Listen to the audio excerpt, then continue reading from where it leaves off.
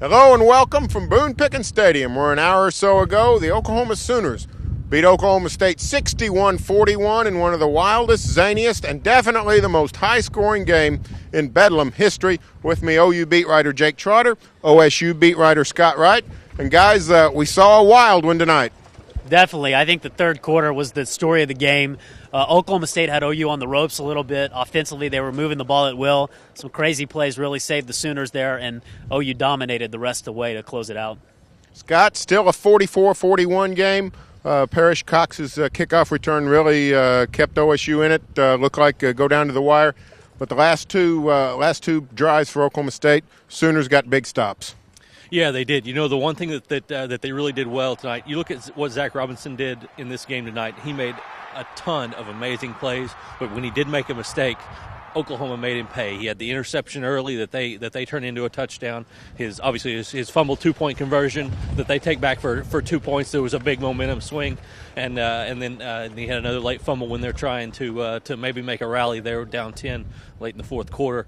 They just when it came down to it, they couldn't get the points when they needed them. Case of the Oklahoma offense, fourth straight 60-point or more game. Very tough to stop, and now the Sooners wait on the BCS announcement tomorrow. Will they be in Kansas City for the Big 12 championship game, which could be the springboard to the national title game? About a 12, 14-hour wait for the Sooners. What do you think? Well, I think it was important today to watch the two SEC powers, Alabama and Florida, both win, which pretty much makes whoever comes out on top in the BCS next week pretty much control its own destiny to the national championship. The team that doesn't is going to be in trouble. They're going to need that team to lose in Kansas City. But it's going to be real interesting. You see the arguments for both teams. I think that both sides have good arguments.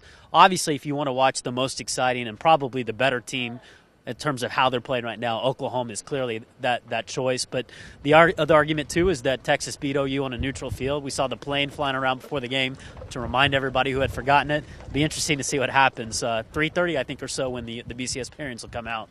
Of course, Oklahoma State falls to 9-3, but Cowboys look like headed for the Holiday Bowl in San Diego.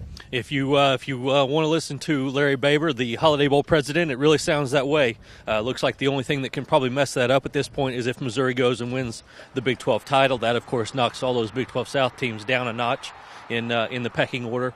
But Mr. Baber was very impressed with the Cowboys, has been all season.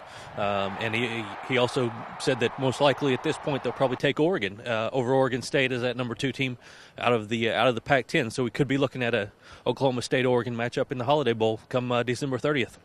Well, that'll do it from Boone-Pickens Stadium. Stay tuned for more coverage here on NewsOK.tv, as well as full coverage in the Oklahoman as we find out OSU's bowl fate and we find out Oklahoma's BCS fate.